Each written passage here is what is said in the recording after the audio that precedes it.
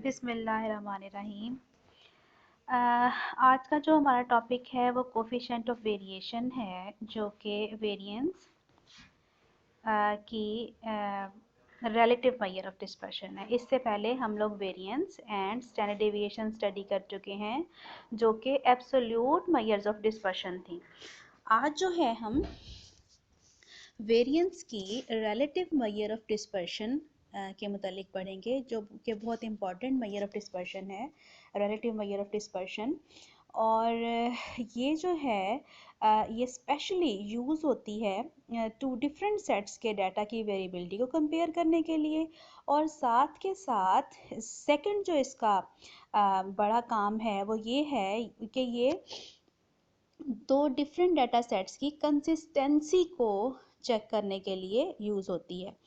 तो consistency means कौन सी data की या जो भी, अगर हम लोग टू डिफरेंट प्लेयर्स की बात करें, ठीक है, टू डिफरेंट डाटास की बात करें, तो कौन सा डाटा ज़्यादा कंसिस्टेंट है, यानी अपने काम में ज़्यादा रेगुलर है, ज़्यादा रिलायबल है। ठीक है, लेट्स से अगर हम दो प्लेयर्स की बात करते हैं, तो वो प्लेयर जिसकी परफॉर्मेंस रेगुलर होगी, ठीक है, वो ज़्यादा रिलायबल होगा। जबकि ऐसा प्लेयर जो कभी तो बहुत अच्छी परफॉर्मेंस दे और कभी उसकी परफॉर्मेंस बिल्कुल जो है वो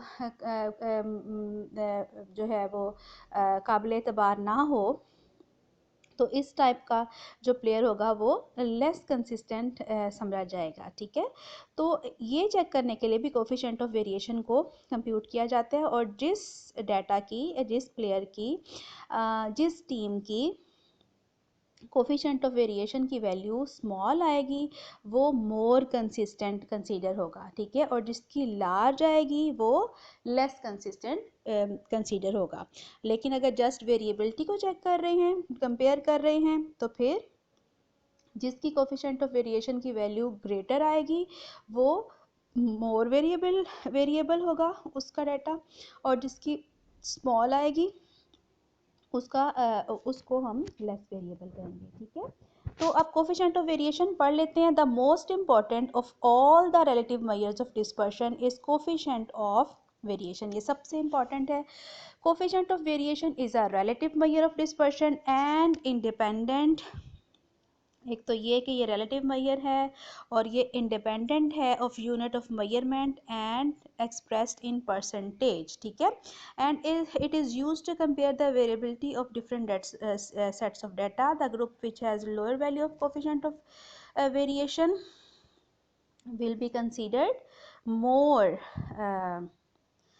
coefficient of variation is comparatively more consistent. The coefficient of variation is defined as coefficient of variation का क्या फॉर्मूला होगा सैम्पल के लिए, C डॉट V से इसको डिनोट करेंगे, और ये S standard deviation over y bar multiplied by 100 ये सैम्पल के लिए, और पॉपुलेशन के लिए sigma over mu multiplied by 100 इसका ये नोटेशन यूज होगा।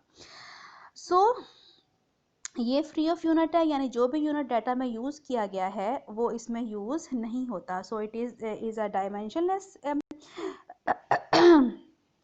Quantity for the same data, whether it is in millimetre, centimetre, जो भी यूनिट यूज़ हुआ होगा, कोफिशिएंट ऑफ वेरिएशन जो है वो उस यूनिट को यूज़ नहीं करता, उससे फ्री होता है। और ये the coefficient of variation expresses variability relative to the mean. It is called a measure of relative variability और रिलेटिव डिस्पर्शन। ये उसका फॉर्मूला है। अब एक एग्जांपल में से वैल्यूज़ ली हैं, जिसमें एस की वैल्यू 6.88 आई थी और वाई बार की 97.8833 थी। We have to find out coefficient of variation. Coefficient of variation का फॉर्मूला क्या है, दोबारा देख लेते हैं। S over Y bar multiplied by 100, यानी कि standard deviation divided by mean multiplied by 100। तो स्टैंडर्ड डेविएशन की वैल्यू डिवाइडेड बाय मीन की वैल्यू मल्टीप्लाइड बाय 100 किया तो कोफिशिएंट ऑफ वेरिएशन की वैल्यू 7.04 आ गई है।